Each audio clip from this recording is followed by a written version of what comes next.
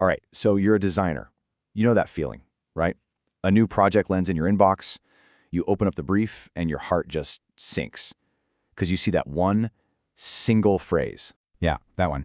Or maybe it's make it pop. Or my personal favorite, give it some magic. It's that classic, totally impossible to pin down request. Of course it does. It's practically a rite of passage for every single designer. But here's a little secret. These vague briefs, they aren't actually the problem. They're the starting point for your absolute best, most innovative work.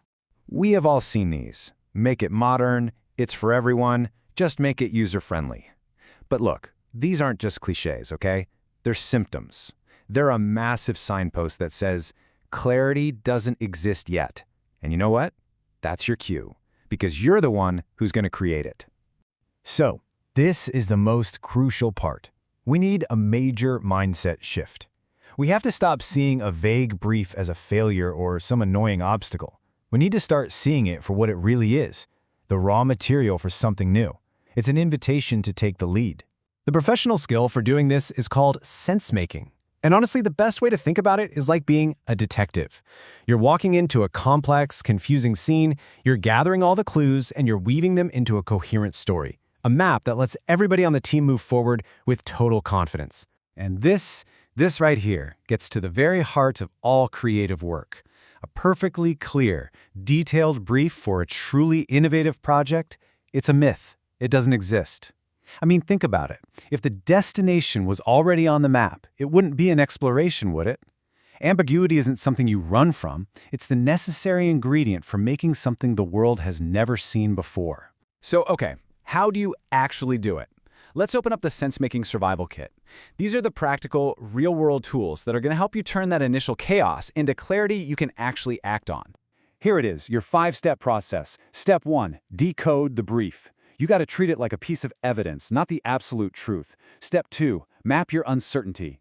Literally make a list. What do we know for sure? What are we just guessing? Step 3, you become a journalist and hunt for context. Ask why over and over again. Then 4, visualize the mess. Use journey maps, diagrams, whatever it takes to make the abstract stuff tangible for everyone. And finally, and this is so important, you keep the brief alive. It is not a stone tablet. It's a living document that should change and evolve as you learn more. Now check this out. This is how you translate that vagueness into pure power. When a client says they want something modern, don't you dare guess. Ask them, hey, can you show me some examples? When they say user-friendly, don't just nod along, ask. For a first-time user, what specific tasks should feel absolutely effortless? See what's happening? You're not asking them for the solution. You're using questions to discover the real problem. Okay, so you have the survival kit, you have the step-by-step process, but why does this actually work so well? To get that, we need to kind of pop the hood and look at the real engine that drives all creative work. A lot of us are taught, or we just assume, that design is this nice, clean, linear thing. You get a perfectly defined problem, you march forward, and you create a solution. It's simple, it's clean, and it's almost completely wrong. The reality is so much more exciting, so much more dynamic. It's a dance. The problem and the solution, they aren't separate steps on a timeline. They actually develop together, in parallel, shaping and influencing each other the whole way through. And there's a name for this. It's called co-evolution. Every time you explore a potential solution, like with a quick sketch or a rough prototype, you learn something new. And that new piece of information actually changes your understanding of the problem itself. And then that new understanding of the problem opens up totally new ideas for an even better solution. It's a beautiful cycle. And this is the most powerful idea of all. It changes everything. Your sketches, your wireframes, your prototypes, they aren't just for showing off your brilliant ideas at the final presentation. No way. They are tools for inquiry. They're like little probes you send out into the unknown.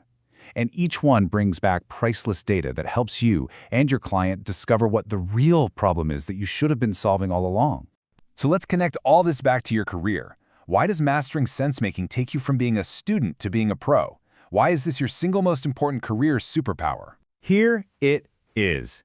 The #1 reason this is your superpower. The person who can step into a chaotic, confusing situation and create clarity is always the most valuable person in the room. Period. You stop being a follower and you become the leader everyone looks to for direction. This quote just says it all, doesn't it? You are no longer just sitting there, a passive recipient of some flawed instructions, waiting for the perfect brief to fall from the sky. No, you become an active facilitator of clarity. You're the one guiding the entire team, and yes, that includes the client, toward a shared understanding of what really matters.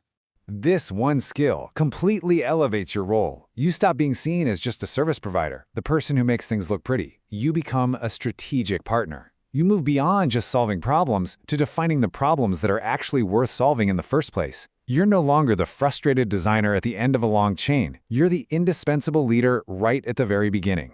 So the next time a vague brief lands on your desk, you've got a choice. You can see it as a frustrating, annoying obstacle, or you can see it for what it truly is, your opportunity to lead. The choice is all yours.